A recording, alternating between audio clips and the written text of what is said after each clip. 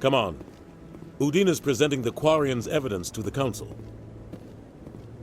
Eden Prime was a major victory.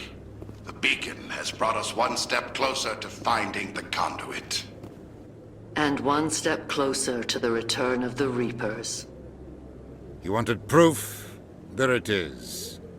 This evidence is irrefutable, Ambassador.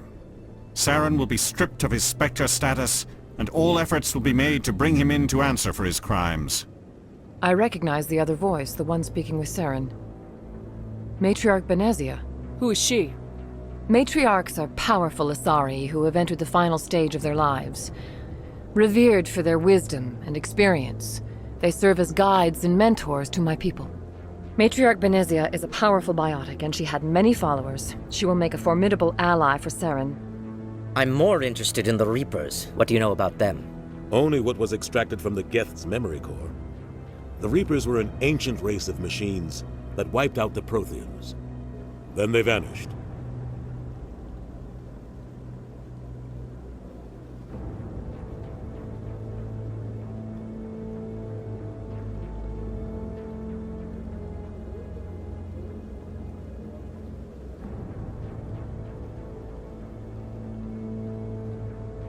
The Geth believe the Reapers are gods, and Saren is the prophet for their return.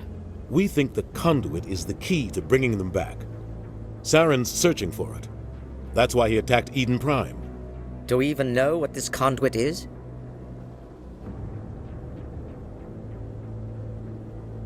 Saren thinks it can bring back the Reapers. That's bad enough. Listen to what you're saying. Saren wants to bring back the machines that wiped out all life in the galaxy? Impossible. It has to be. Where did the Reapers go? Why did they vanish? How come we found no trace of their existence? If they were real, we'd have found something. I tried to warn you about Saren and you refused to face the truth. Don't make the same mistake again. This is different. You proved Saren betrayed the Council. We all agree he's using the Geth to search for the conduit, but we don't really know why. The Reapers are obviously just a myth, Commander.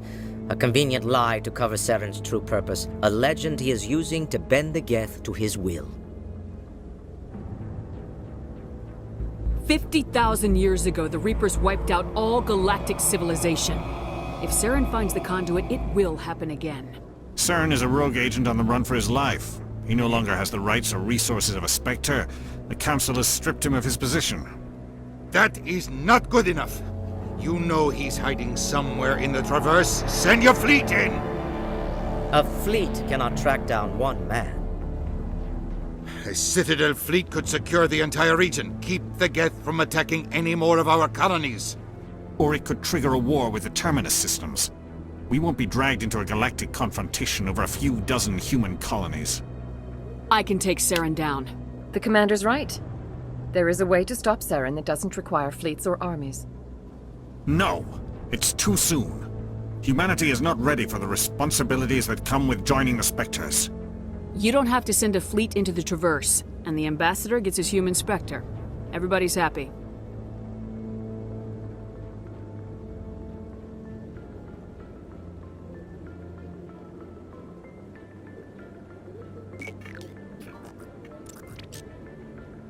Commander Shepard, step forward.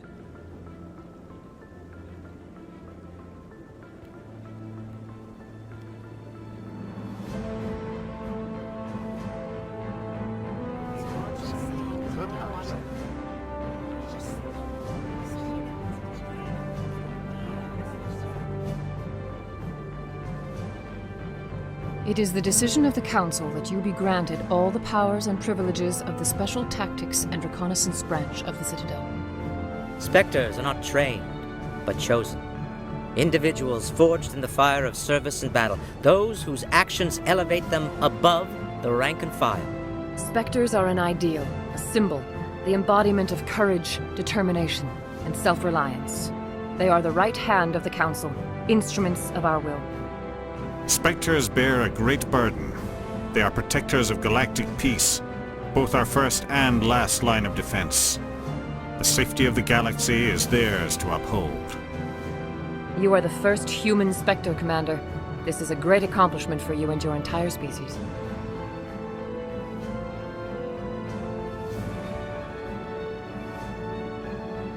I'm honored, Counselor. We're sending you into the Traverse after Saren. He's a fugitive from justice, so you are authorized to use any means necessary to apprehend or eliminate him.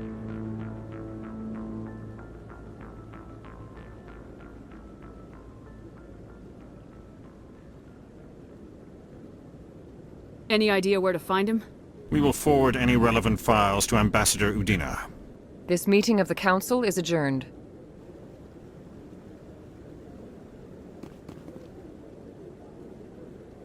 Congratulations, Commander. We've got a lot of work to do, Shepard. You're going to need a ship, a crew, supplies. You'll get access to special equipment and training now. You should go down to the C-Sec Academy and speak to the Spectre Requisitions Officer. Anderson, come with me. I'll need your help to set all this up.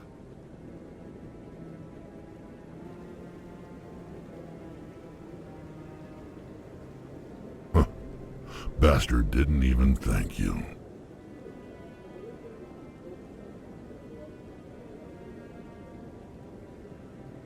Until I find Saren, I haven't done anything. Come on. Right behind you, Commander.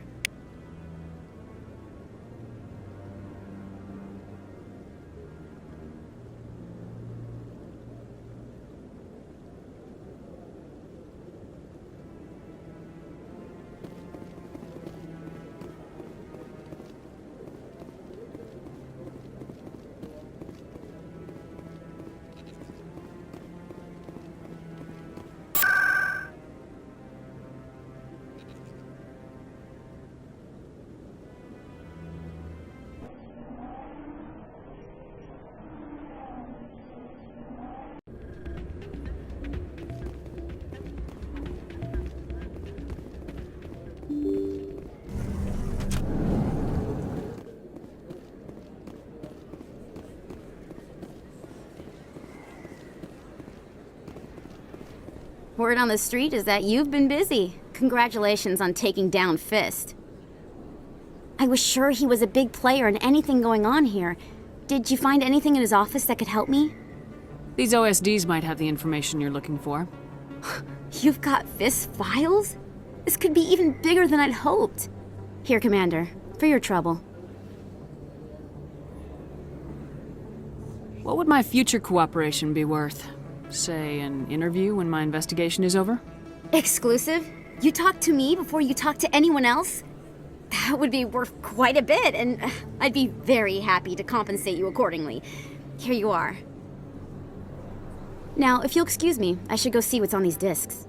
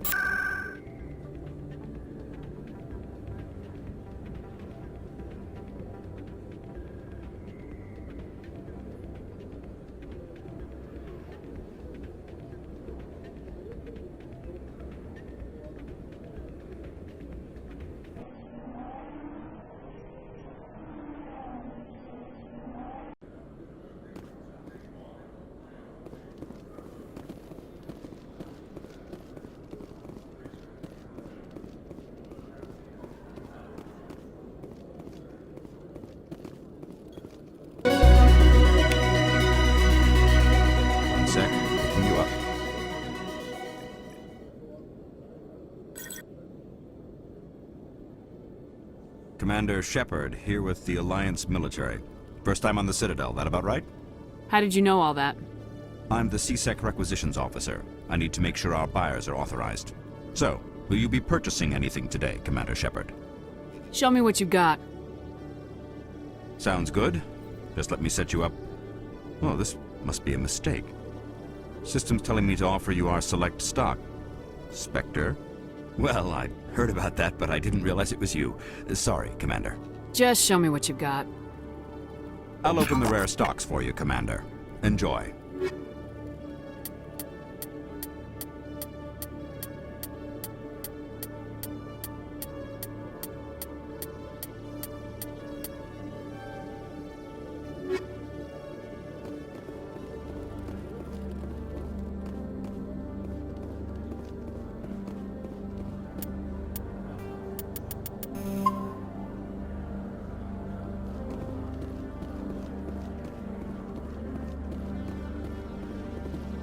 In other news, Exogeny Corp is still denying reports that one of their survey teams has gone missing in the Hades Gamma Cluster.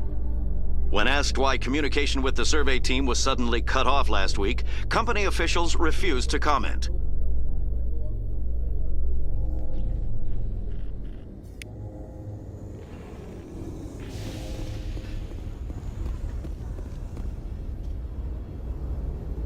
I've got big news for you, Shepard. Captain Anderson is stepping down as commanding officer of the Normandy. The ship is yours now. She's quick and quiet, and you know the crew.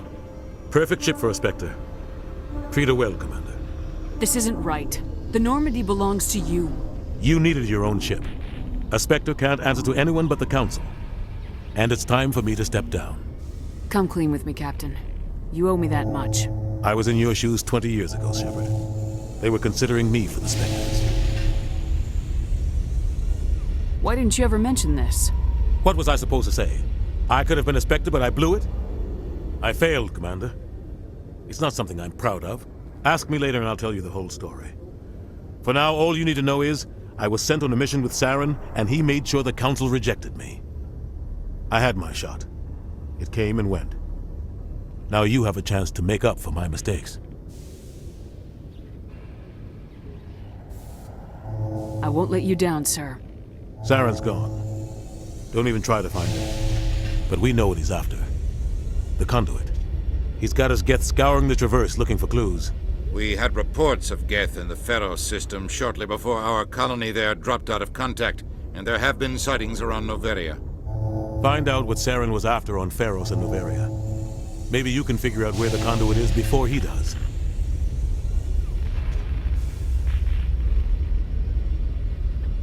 The Reapers are the real threat.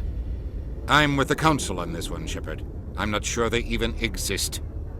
But if they do exist, the conduit's the key to bringing them back. Stop Saren from getting the conduit, and we stop the Reapers from returning.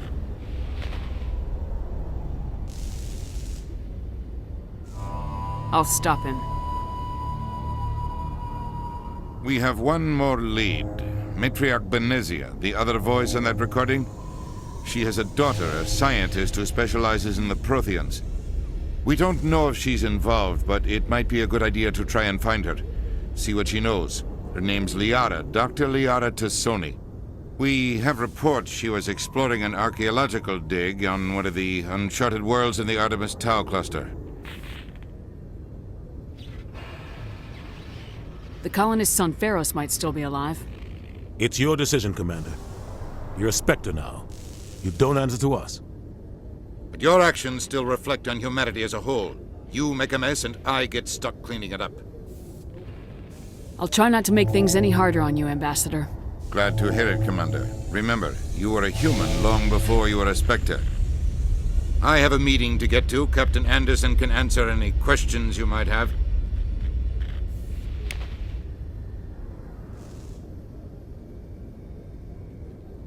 Yes, Commander? How are you holding up? Honestly, this isn't how I pictured my career coming to an end. Pushing papers really isn't my thing, but you're the one who can stop Saren. I believe in you, Shepard. If that means I have to step aside, so be it. Tell me what happened with you and Saren 20 years ago. It's close to 20 years ago now. Ambassador Goyle was our representative here on the Citadel. Like Udina, she wanted to get a human into the Spectres. She chose me. The Council sent Saren to keep an eye on me and evaluate my performance, just like they sent Nihilus to keep tabs on you. Why weren't you honest with me? It's not something I'm proud of. I had a chance to become the first human Spectre, and I failed. Saren made sure of that. I think I deserve the whole story. We had intel on a rogue scientist being funded by Batarian interests. He was trying to set up a facility to develop illegal AI technology out in the Verge. Alliance intel had done all the work, but the Council wanted a Spectre involved. We compromised. I was assigned to help Saren in his investigation. We tracked the scientist to a refining facility on Kamala. He was hidden away somewhere inside, protected by an army of Batarian mercenaries. The plan was simple. Sneak into the plant, capture the scientist, sneak back out. Quick, quiet, and a minimum of bloodshed.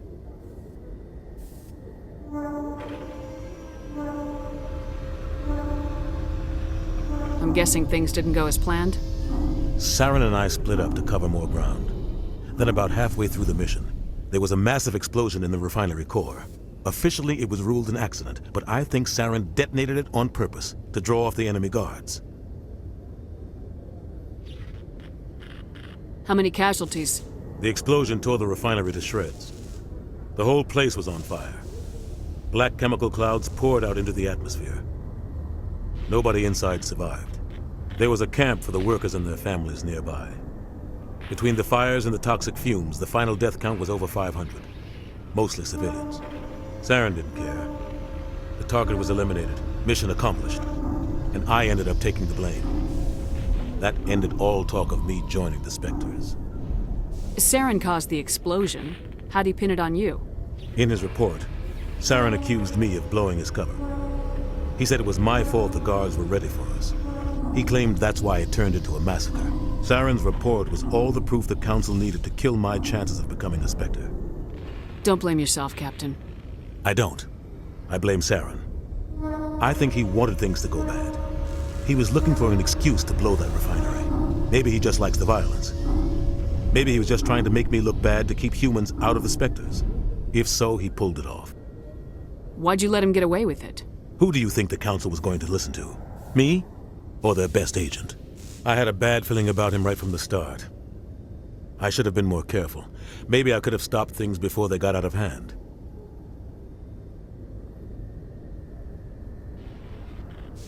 The only thing I care about is stopping Saren. You're right, Commander. It's no good living in the past.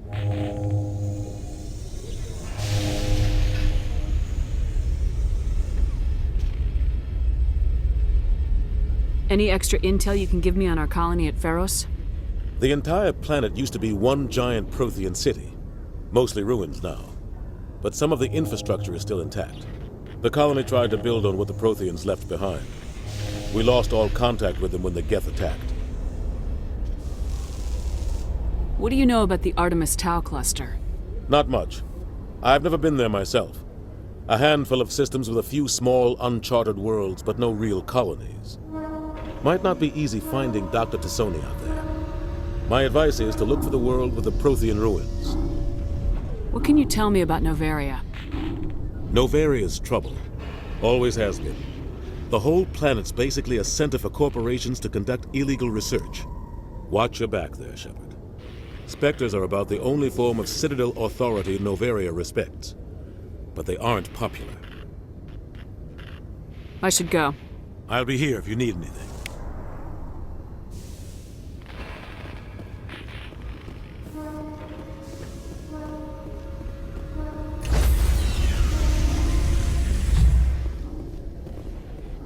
Stand by, shore party. Decontamination in progress. I heard what happened to Captain Anderson. Survives 100 battles and then gets taken down by backroom politics. Just watch your back, Commander. Things go bad on this mission, you're next on their chopping block. Captain Anderson should be the one in charge. It's like I'm stealing the ship from him. Yeah, the captain got screwed. But it's not like you could have stopped it. Nobody's blaming you. Everyone on this ship's behind you, Commander. 100%. Intercom's open. If you got anything you want to say to the crew, now's the time.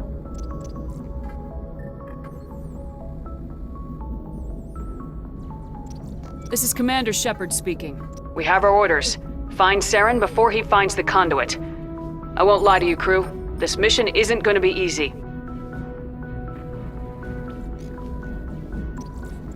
For too long, our species has stood apart from the others.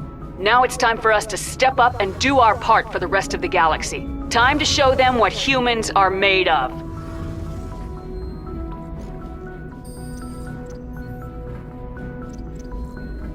This began with an attack on a human settlement in the Traverse. But we know Saren won't stop there. His Geth armies aren't going to stay on the far fringes of Citadel space. Our enemy knows we're coming. When we go into the Traverse, Saren's followers will be waiting for us. But we'll be ready for them, too. Humanity needs to do this. Not just for our own sake, but for the sake of every other species in Citadel space. Saren must be stopped, and I promise you all, we will stop him. Well said, Commander. Captain would be proud. The Captain gave up everything so I could have this chance. We can't fail. Yes, ma'am.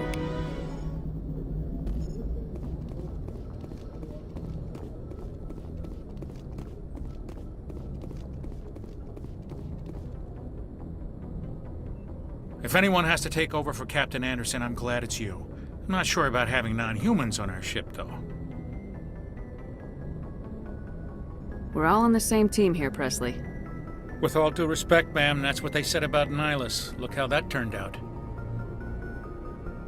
I'm in charge here, Presley. I decide if we have non-humans on this vessel. Yes, ma'am. Understood, ma'am. Speak freely, Presley. I want to know if you have a problem with non-humans. It's not that, Commander. Humanity has always handled its own problems. Saren attacked one of our colonies. We should be the ones to stop him. We don't need their help. This is bigger than humanity. Saren's a threat to every species in the galaxy, and I'll welcome anyone who wants to help me bring him down. I guess so. Maybe I'm just stuck in the old ways of thinking. But don't worry, Commander, this won't be a problem. How did you end up assigned to the Normandy? I signed up with the Alliance as a navigator right out of school, following in my grandfather's footsteps, I guess. My first posting was on the Agincourt. We were one of the first reinforcements to arrive at Elysium after the Blitz hit. Those raiders were no match for an Alliance frigate. Of course, the only reason the colony was still standing was because of you, Commander. I can't believe you held out as long as you did. How'd you end up on the Normandy? I got my officer's commission after Elysium. Must have made an impression on the right people. Captain asked for me when he was picking his crew. Carry on, Presley. Yes, ma'am.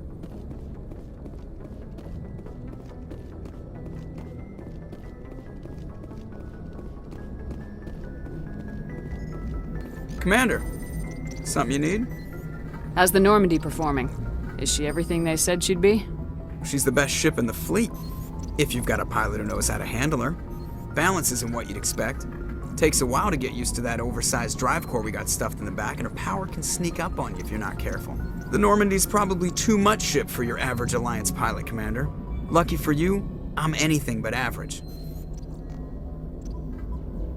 I like to know my crew. Mind if I ask you a few questions?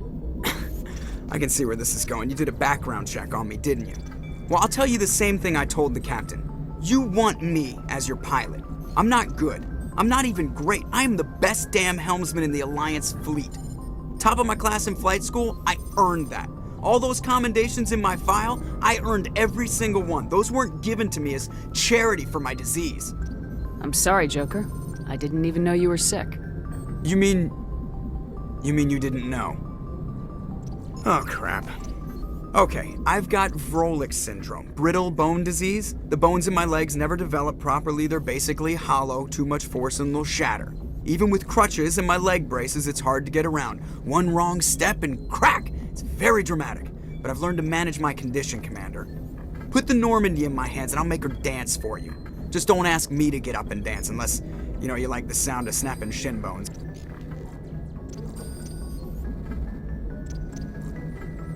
Why does everyone call you Joker? It's a lot shorter than saying Alliance Flight Lieutenant Jeff Moreau. Plus, I love to make little children laugh.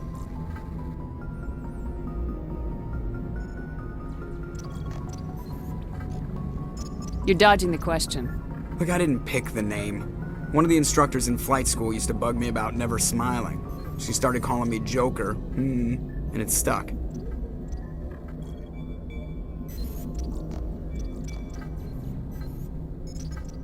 Why didn't you ever smile?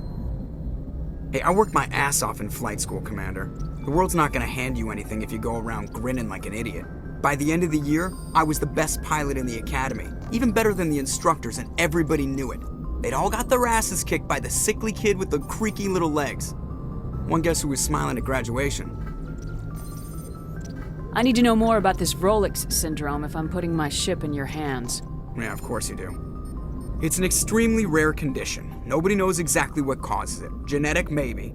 It's treatable, but there's no cure. They classify my case as moderate to severe.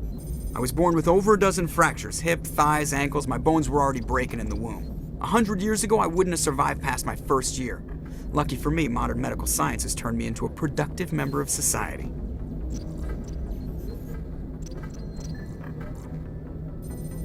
You're not gonna break a bone trying to fly the ship, are you? I don't fly with my feet, Commander, so I'm fine as long as I'm in this chair. I gotta be real careful when I get up to take a piss, though. I can do my job as well as anyone on the ship. Better, actually. So don't worry about it. I have to go. All right, see ya.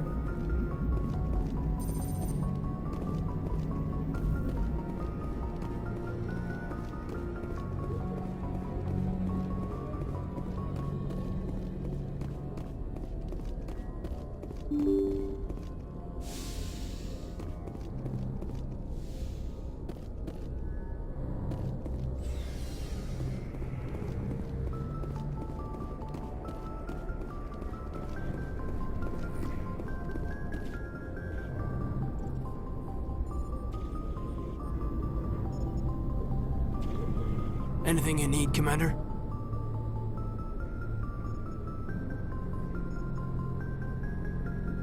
Just trying to get a sense of where the crew's at. Thoughts? I've wasted enough of your time for now, Commander. We'll have time for personal debriefings later. What's your opinion on the last mission? I don't see how we could have done things any better. At least not without getting to Eden Prime sooner. And we were on the scene faster than any other Alliance ship could have been. We'll talk another time, Lieutenant. Commander?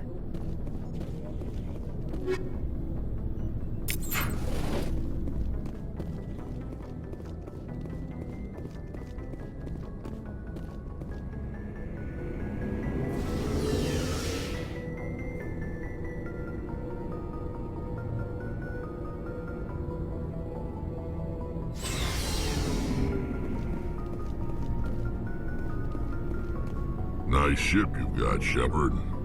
What can I do for you? What's your story, Rex? There's no story. Go ask the Quarian if you want stories. You Krogans live for centuries. Don't tell me you haven't had a few interesting adventures. Well, there was this one time the Turians almost wiped out our entire race. That was fun. I heard about that. You know, they almost did the same to us. It's not the same.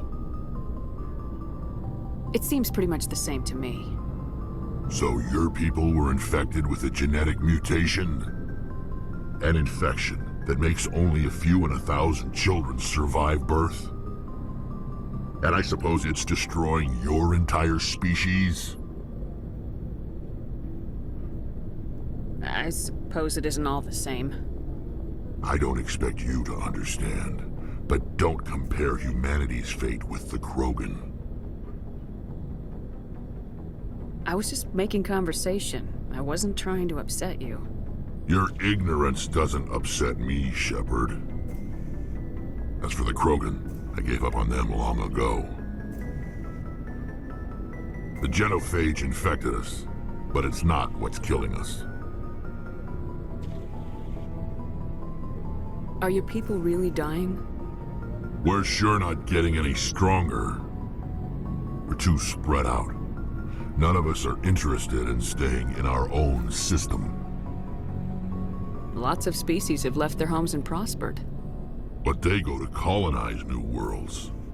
We're not settlers. We're warriors. We want to fight. So we leave. Hire ourselves out. And most of us never go back. What can you tell me about the genophage? Ask the Solarians if you want details. They made it. All I know, it makes breeding nearly impossible. Thousands die in stillbirth, and most never get that far. Every Krogan is infected, every one, and no one's rushing to find a cure. Why don't the Krogan try to find a cure? When was the last time you saw a Krogan scientist? You ask a Krogan, would he rather find a cure for the genophage or fight for credits? He'll choose fighting every time. It's just who we are, Shepard. I can't change that. Nobody can. What can you tell me about the gen? Every Krogan is infected. Every one. And no one's rushing to find a cure. So long, Rex. Shepard. Commander? What's your opinion of the last mission? Kinda wish you'd got there sooner, Commander. No offense, I appreciate the rescue. I just wish... You wish we'd been able to save the rest of your unit. Yes, ma'am. If I had been more alert, we wouldn't have been cut down by an ambush. The Geth are perfect ambushers. They don't move, they don't make noise, they don't even breathe. They have flashlight heads, ma'am. I'll make sure it doesn't happen again. Dismissed, Chief. Ma'am.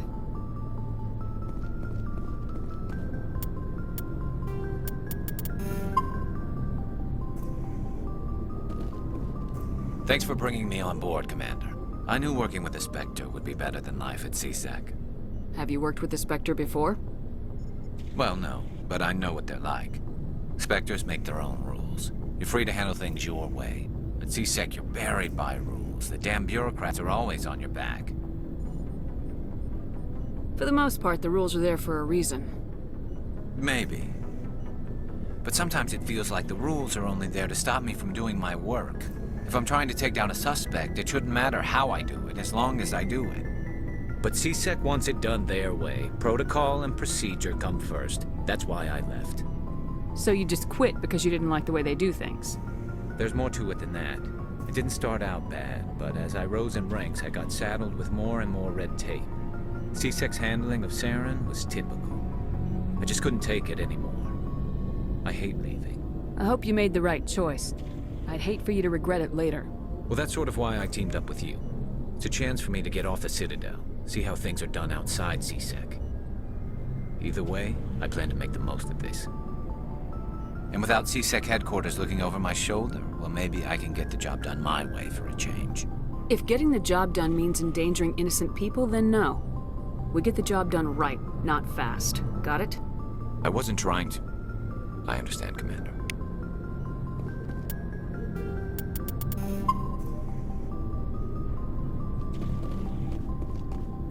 Hey, Commander.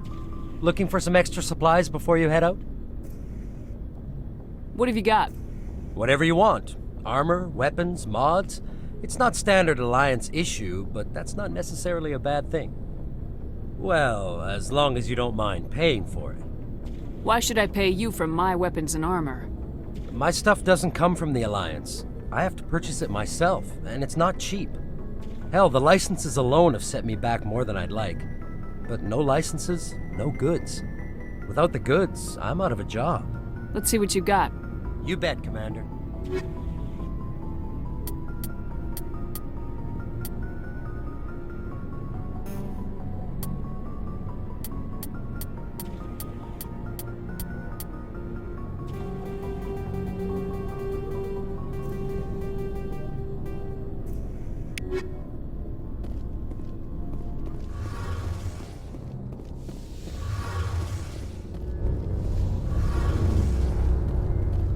Hey, Commander, you know that Quarian, Tally? She's been spending all her time down here asking me about our engine. I'll tell her to leave you alone. What? No, she's amazing. I wish my guys were half as smart as she is. Give her a month on board and she'll know more about our engines than I do. She's got a real knack for technology, that one. I can see why you wanted her to come along. I figured she'd be a real asset to the team. You got an eye for Tally, Commander, but I'm guessing that's not why you came down here. Fill me in on the IES stealth system. How does it work exactly? You can't hide a ship out in space. They emit too much heat and radiation. Too easy for sensors to pick them up, unless you find a way to capture those emissions. So our stealth systems trap the energy we give off in storage sinks built into the ship itself. No emissions to give away our location. Eventually the sinks have to be vented. More than a few hours silent running and they overheat. Cook us inside our own hull. There's no way for anyone to detect us? A visual scan can still pick us up. Anyone looking out a window can see us plain as day. But you have to be pretty close to get an actual visual out in space. Most vessels rely on scanners. As long as the stealth systems are engaged, they can't see us. Not unless we accelerate to FTL speeds. Why doesn't it work with faster-than-light travel? Cranking up to FTL blue shifts our emissions, pushes them into frequencies too high to capture in the sinks. As soon as we make the jump, it's like setting off a flare. Sensors can pick up our location whenever we enter or exit FTL flight, but for short-range missions, our stealth systems are amazing, and we've got the only one. Where else have you served, Adams? If you name a class of Alliance ship, I've probably served on it. Everything from dreadnoughts and carriers right down to frigates like the Normandy. My last assignment was on the Tokyo, only a cruiser, but she was a good ship. Couldn't hold a candle to the Normandy, though. I want to know more about the Normandy. She's the best ship I've ever served on, probably the fastest vessel ever designed. And she's the only one using the new Tantalus drive core. What's so special about the Tantalus drive core? Proportionally, it's about twice the size of any other vessel. Not only are we faster, we can run at FTL speeds longer before we have to discharge the core. Carry on, Adams. Aye, aye, Commander.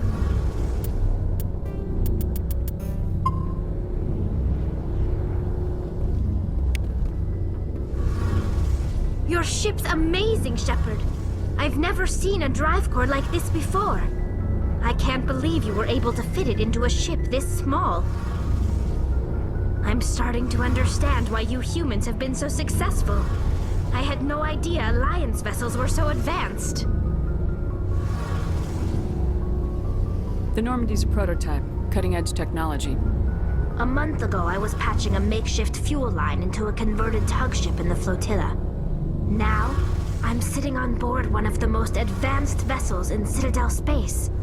I have to thank you again for bringing me along. Traveling on a vessel like this is a dream come true for me. I had no idea you found ship technology so interesting. It comes with being a Quarian. The migrant fleet is the key to the survival of my people. Ships are our most valuable resource. But we don't have anything like this. We make do with cast-offs and second-hand equipment. We just try to keep them running for as long as we can. Some of the fleet's larger vessels date all the way back to our original flight from the Geth.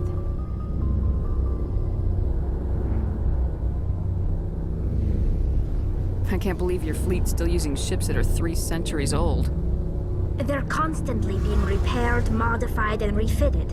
They aren't pretty, but they work. Mostly. We've tried to make ourselves as independent as possible on the flotilla, grow our own food, mine, and process our own fuel. But some things we just can't make on our own. A patch to maintain the hull integrity requires raw materials we just don't have. That's why our pilgrimages are so important. Tell me about your people. Our lives aren't easy. Resources are scarce, and we are constantly on the move. Everything we do must in some way contribute to the continuation of the migrant fleet. There are 17 million Quarians in the flotilla, and each of us relies on the others for survival. The bonds among my people are strong. Unfortunately, we have had to surrender many of the freedoms and civil liberties other species take for granted. What kind of freedoms? Well, it's illegal for parents to have more than one child. If our population grows too much, it would strain our resources to their breaking point. Of course, we also can't allow our numbers to become too few. If our population is in decline, the rule against single births is temporarily repealed. In extreme cases of population decline, incentives are even offered to encourage multiple births, though the Conclave hasn't had to take such measures in nearly a century.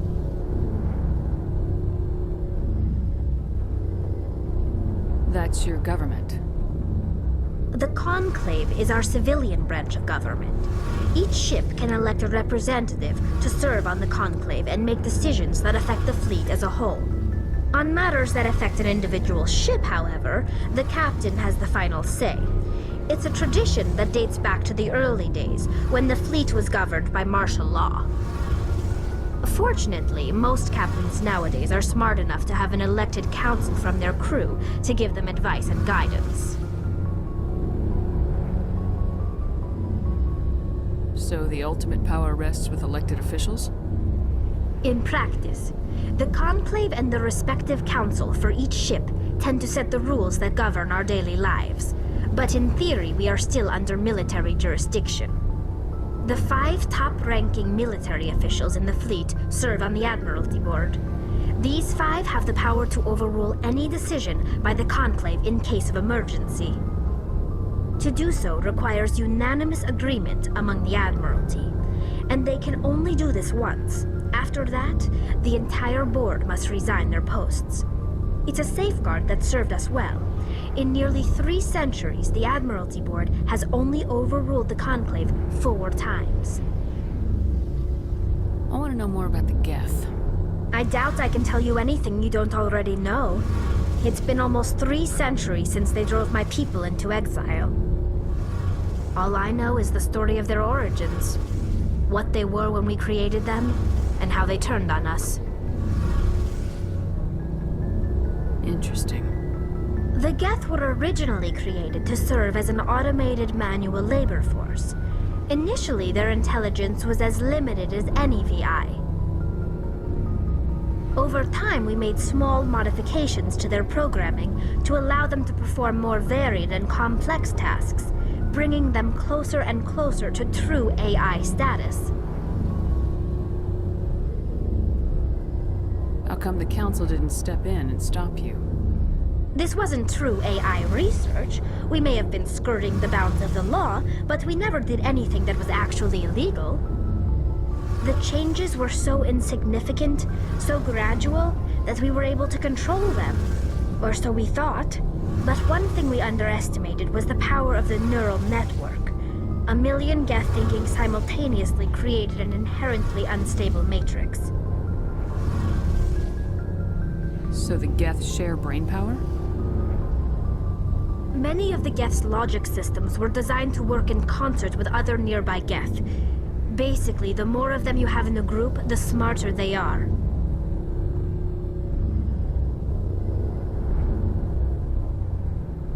So there's some sort of group consciousness? No, nothing like that. They cannot share sensory data or information. Their programming cannot handle that much simultaneous input. Each Geth maintains an individual awareness and identity. The neural network only operates on a process-based level. It's basically the synthetic equivalent of a subconscious.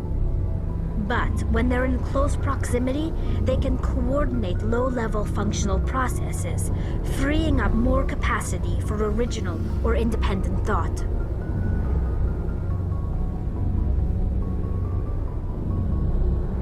That doesn't make any sense. I'm probably oversimplifying. The Geth are incredibly advanced and complex creations. All you need to know is that they get smarter when they gather in large numbers.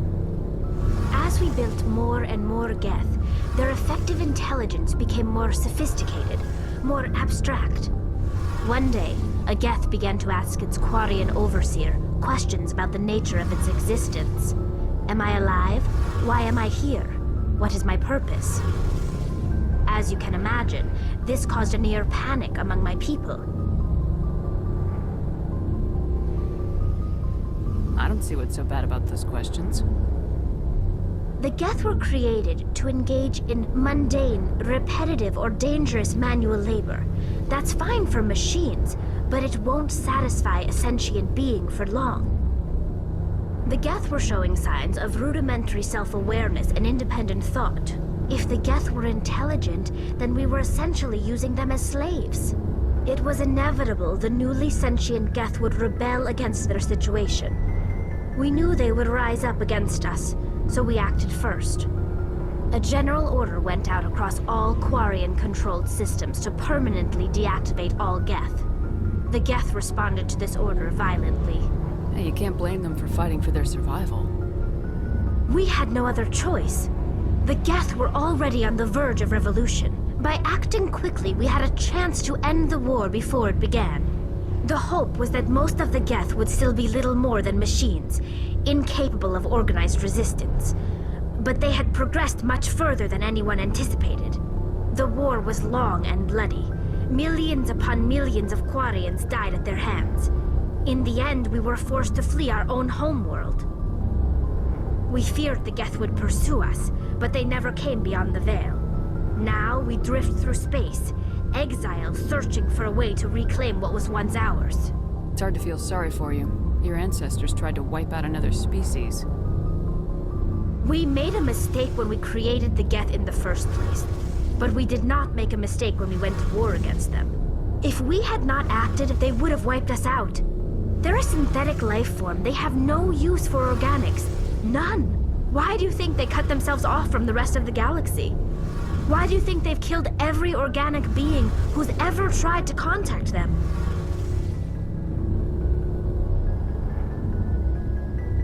They didn't kill Saren. What does that tell you? The Geth are not innocent victims in all this. They're the enemy. They want to destroy us. Not just the Quarians. All organic life. That's why they've joined up with Saren. And that's why we have to stop him.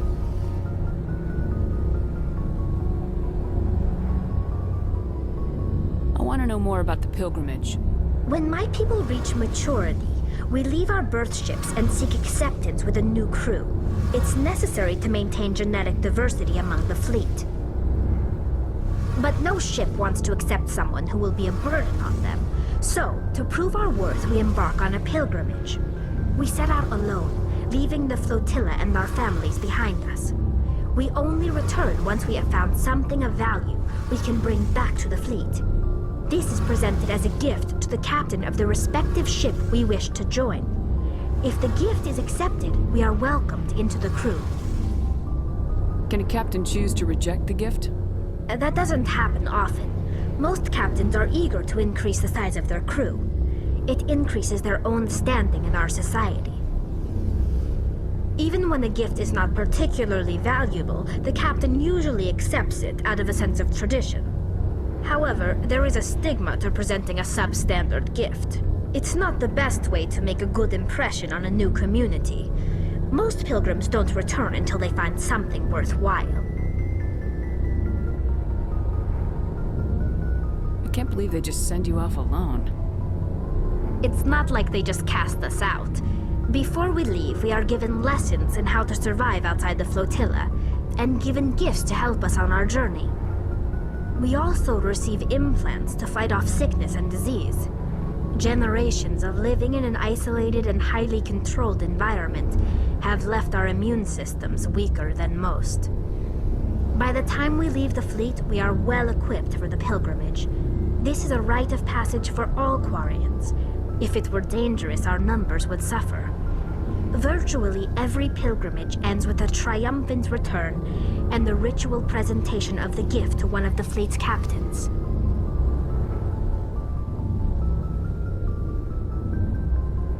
I want to talk about something else. Like what? I should go. See you later.